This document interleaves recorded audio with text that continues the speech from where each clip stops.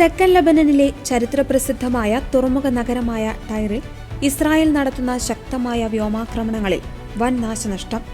നഗരത്തിലെ ജനവാസ മേഖലകളും അടിസ്ഥാന സൗകര്യങ്ങളും തകർന്നതിനോടൊപ്പം 5000-ലധികം വർഷം പഴക്കമുള്ള യുനെസ്കോയുടെ ലോക പൈതൃക പട്ടികയിലുള്ള പുരാതന റോമൻ ഫൊനീഷ്യൻ സ്മാരകങ്ങൾക്കും കടുത്ത കേടുപാടുകൾ സംഭവിച്ചതായി ലബനീസ് അധികൃതർ അറിയിച്ചു.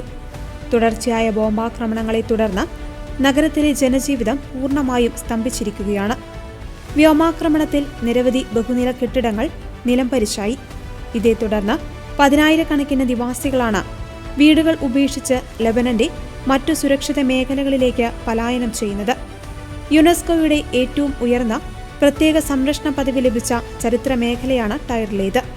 എന്നാൽ കഴിഞ്ഞ ദിവസങ്ങളിൽ ഇവിടെയുണ്ടായ ശക്തമായ സ്ഫോടനങ്ങൾ ഈ പുരാതന നഗരത്തിൽ കനത്ത ആഘാതമാണ് സൃഷ്ടിച്ചിരിക്കുന്നത്. മുൻപ് താരതമ്യേന സുരക്ഷിതമെന്ന് കരുതി മറ്റ് തെക്കൻ ഗ്രാമങ്ങളിൽ നിന്നും 10,000-കണക്കിന് അഭയാർത്ഥികൾ വന്ന് താമസിച്ചിരുന്ന ഇടമാണിത്. പിന്നാലെ ടൈർ നഗരത്തിന്റെ വടക്കു പടിഞ്ഞാറൻ ക്രിസ്ത്യൻ മേഖല ഉൾപ്പെടെയുള്ള പ്രദേശങ്ങളിൽ നിന്ന് പൂർണ്ണമായി ഒഴിഞ്ഞുപോകുവാൻ ഇസ്രായേൽ സൈന്യം കർശന മുന്നറിയിപ്പ് നൽകുകയായിരുന്നു. പെട്ടെന്നുണ്ടായ ഒഴിപ്പിക്കൽ ഉത്തരവിനെ തുടർന്ന് കയ്യിൽ കിട്ടിയ അവശ്യ സാധനങ്ങളുമായി ജനങ്ങൾ കൂട്ടത്തോടെ വടക്കൻ മേഖലകളിലേക്ക് നീങ്ങുകയാണ്. നിലവിലെ സാഹചര്യത്തിൽ കടുത്ത സുരക്ഷാ ഭീഷണിയുള്ളതിനാൽ പുരാവസ്തു ഗവേഷകർക്കോ രക്ഷാപ്രവർത്തകർക്കോ പൈതൃക സ്മാരകങ്ങളുടെ നാശനഷ്ടങ്ങൾ പൂർണ്ണമായി വിലയിരുത്തുവാൻ സാധിച്ചിട്ടില്ല. പൂർണ്ണമായ വെടിനിർത്തൽ ഉണ്ടായാൽ മാത്രമേ യഥാർത്ഥ നഷ്ടം വ്യക്തമാകൂ എന്ന് അധികൃതർ കൂട്ടിച്ചേർത്തു.